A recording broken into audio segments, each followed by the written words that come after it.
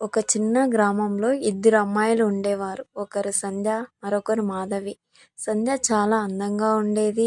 తెల్లగా, మృదువుగా, అందరూ చూస్తే ముచ్చటేసేలా. కానీ ఆమె గర్వంగా ఉండేది.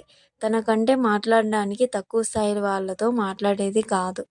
మాధవి అంతగా అందంగా ఉండకపోయినా ఆమె మనసు బంగారం లాంటిది. ఎవరైనా సమస్యలో ఉంటే ముందుగా అడిగి సహాయం చేసేది. తన దగ్గర ఉన్నది పంచుకునేది. మాటల్లో మధురం, ముఖంలో చిరునవ్వు.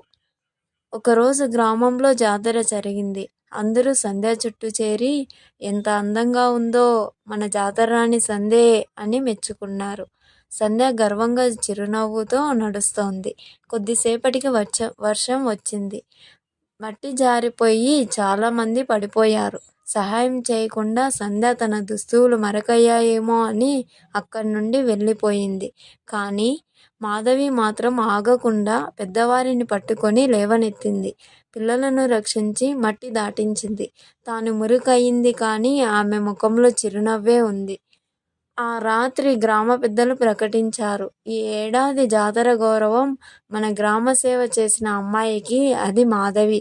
అందరూ చప్పట్లు కొట్టారు. అమ్మాయిలు, అబ్బాయిలు, పెద్దలు అందరూ మాధవిని చూసి సంతోషపడ్డారు. సంధ్య మాత్రం ఒంటరిగా నిలబడి ఆలోచించింది. అందం కొద్దిసేపటిదే కానీ మనసు అందం జీవితం అంతా నిలుస్తోంది. ఆ రోజు నుండి సంధ్య తన స్వభావం మార్చుకుంది. మాధవి ఆమెకు నిజమైన స్నేహితురాలు అయ్యింది. నీతి: బయటి అందంతో కాదు, మనసు అందంతోనే మనిషిని గుర్తుపడతారు.